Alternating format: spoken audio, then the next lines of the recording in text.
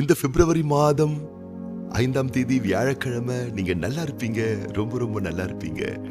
அனுதினமும் காலையில் இந்த வார்த்தை நீங்கள் கேட்டு பயன் பெறுகிறீர்கள் என்று அநேகர் நீங்கள் எங்களுக்கு தெரியப்படுத்துகிறீர்கள். அதை எண்ணி நாங்கள் மகிழ்கிறோம். உங்களுக்கும் நாங்கள் நன்றி செலுத்துகிறோம். தேவனுடைய நாமத்தை நாங்கள் மகிமைப்படுத்துகிறோம். கர்த்தருக்கு நாங்கள் நன்றி செலுத்துகிறோம். தொடர்ந்து இந்த செய்திகள் உங்களுக்கு ஆசீர்வாதமாக இருக்கின்றபடியினாலே நீங்கள் மாத்திரம் கேட்டுவிட்டு கடந்து செல்லாமல் அனுதினமும் கொடுக்கப்படுகிற இந்த வார்த்தைகளை, இந்த வீடியோ லிங்கை நண்பர்கள், தெரிந்தவர்கள், அறிமுகமானவர்கள் உங்க வாட்ஸ்அப்ல இருக்கக்கூடிய குரூப்புக்கெல்லாம் நீங்க ஷேர் பண்ணும்படி நாங்கள் அன்பாய் கேட்டுக்கொள்கின்றோம். ஏனென்றால் நீங்கள் பெற்ற ஆசீர்வாதம், நன்மை அவர்களும் பெறட்டும், அவர்கள் வாழ்விலும் மேன்மைகள் உண்டாகட்டும். அதன் மூலம் தேவனுடைய நாமம் மகிமைப்படுத்தப்படுவதாக. நீங்க நல்லா இருப்பீங்க. நீங்க ரொம்ப ரொம்ப நல்லா இருப்பீங்க. நற்கிரிகளை செய்யக்கூடிய நீங்கள் மிகவும் நன்றாயிருப்பீர்கள், ஆசீர்வாதமாய் இருப்பீர்கள். நீங்கள், உங்கள் குடும்பம், உங்கள் வீடு ஆசீர்வதிக்கப்பட்டிருப்பதாக. ஆண்டவர் உங்களுக்கு தந்திருக்கக்கூடிய வீடு அற்புதமான ஒரு பாக்கியமான ஒரு ஸ்தலம்ங்க. இதோ வீடு என்பது, நன்றாய் கவனிங்கள் என் அன்பு குழந்தைகளே, அருமையான விசுவாச பிள்ளைகளே. இதோ 3 வேளை நாம் உணவு உண்ணுவதற்கும், இரவிலே படுத்து தூங்குவதற்கும், நம்முடைய பொருட்களை நாம் அனுபவிக்க வேண்டிய எல்லா வஸ்துக்களை தக்க வைக்க வேண்டிய ஒரு சாதாரணமான இடமாக நீங்கள் பார்க்காதீர்கள். உங்கள் வீடு என்பது ஒரு பாக்கியமான ஸ்தலங்க. அந்த வீட்டில் நீங்களும் உங்க அப்பா அம்மாவும், கணவன் மனைவியா இருக்கக்கூடிய நீங்கள் உங்கள் பிள்ளைகளோடு எல்லா வளன்களையும், நிம்மதிகளையும், ஐஸ்வர்யங்களையும், சந்தோஷங்களையும், சமாதானங்களையும், பேரின்ப வாக்கியங்களையும் நிறைவாய் பெற்று தேவன் அருளக்கூடிய அத்தனை நன்மைகளையும் நிறைவாய் அனுபவித்து உங்கள் சந்ததிகளை உருவாக்கக்கூடிய புனிதமான ஸ்தலம். உங்க வீட்டை சாதாரணமா நினைக்காதீங்க. தேவனுடைய ரகசிய செயல் இருக்கக்கூடிய பாக்கியமான ஸ்தலம் உங்கள் வீடு. அது ரொம்ப வேல்யூவா பாருங்க. உங்க வீட்டை ரொம்ப மதிப்பா பாருங்க. கர்த்தர் இருக்கிறாருங்க உங்க வீட்டுல. வெறும் உண்ணுவதற்கோ, உறங்குவதற்கோ, உடுத்தி நம்முடைய ஏதோ அன்றாட கடமை நிறைவேற்றுவதற்கான ஒரு சாதாரணமான ஒரு இடமா பார்க்காதீங்க. மேன்மையான ஒரு இடமாய் பாருங்கள். அப்பா இன்னைக்கு பாக்கிய ஆசீர்வாதத்தோடு உங்கள் இல்லத்தில் உங்களை நாடி தேடி வந்திருக்கிறார். பக்த நிவண்ணமாய் சொல்லுகின்றார். யோபுவின் புஸ்தகம் 29ஆம் அதிகாரம் 4ஆம் வசனத்திலே, தேவனுடைய ரகசிய செயல் என் கூடாரத்தின் மேல் இருந்தது. சீக்கிரட்டா இருக்கும், யாருக்கும் தெரியாது. ஆனா தேவன், அவருடைய செயல் உங்க மேல, உங்க வீட்டு மேல இருக்கு. ஆண்டவர் உங்க வீட்டுல இருக்கிறாருங்க. அப்ப ஆண்டவர் உங்க வீட்டுல இருக்கிறதுனால நீங்க நல்லா புரிஞ்சுக்கணும். நீங்க பேசுற வார்த்தையில ரொம்ப கவனமா இருக்கணும். எதை பேசுறீங்க, எப்படிப்பட்ட வார்த்தையை பேசுறீங்க, ரொம்ப ரொம்ப கவனமா இருக்கணும். ஏன் தெரியுமா? நீங்க பேசுற வார்த்தையை அவர் கேட்கிறாருங்க.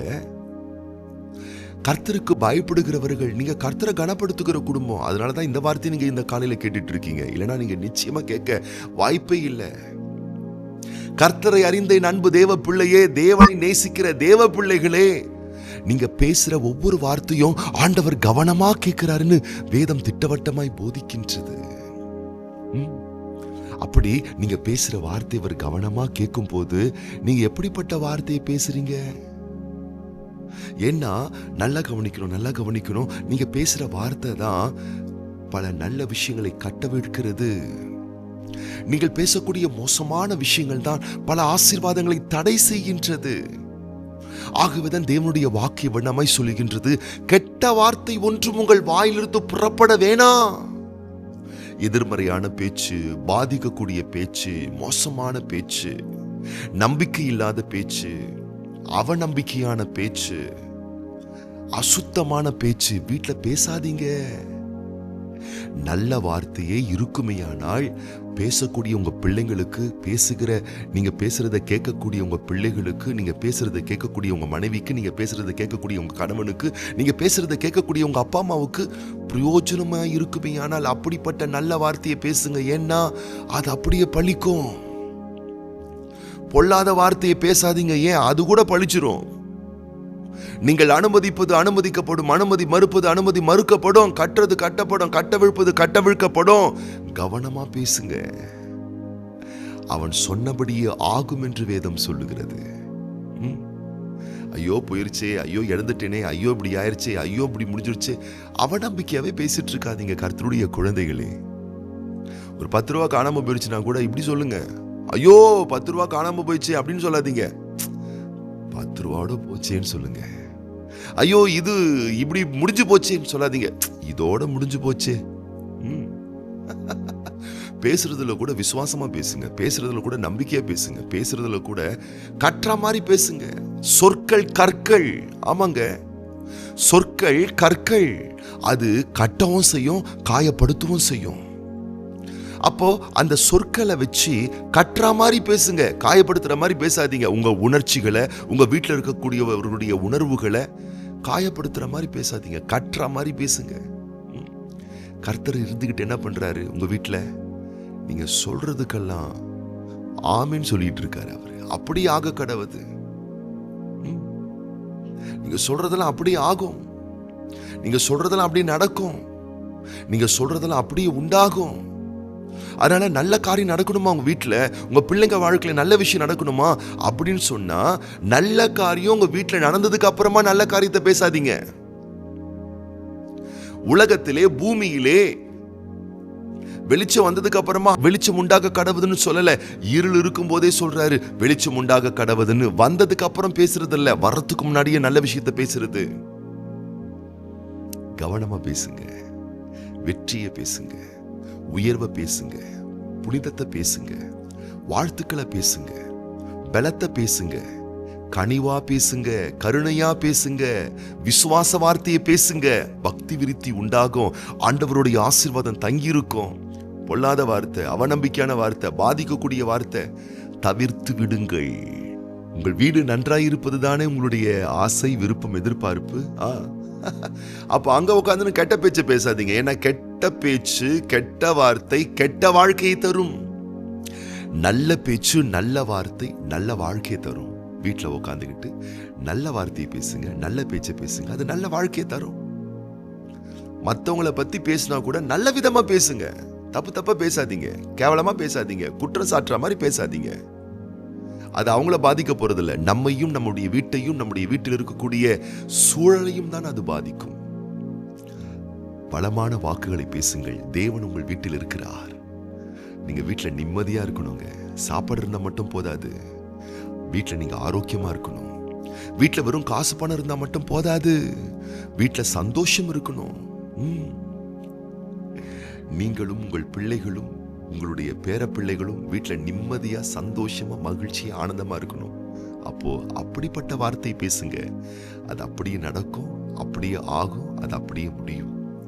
இந்த நாள் உங்களுக்கு இன்ப நாளாய், இனிமையான நாளாய், சந்தோஷமான நாளாய், மேன்மையான நாளாய் இருக்க போகின்றது. கர்த்தர் உங்களை மேன்மைப்படுத்த போகிறார், கனப்படுத்த போகிறார். நீங்கள் வாழ்ந்து சுகமா இருக்கும்படி கர்த்தர் எல்லாவித ஆசீர்வாதத்தால் உங்களை இன்னைக்கு அவர் நிரப்ப போறாரு.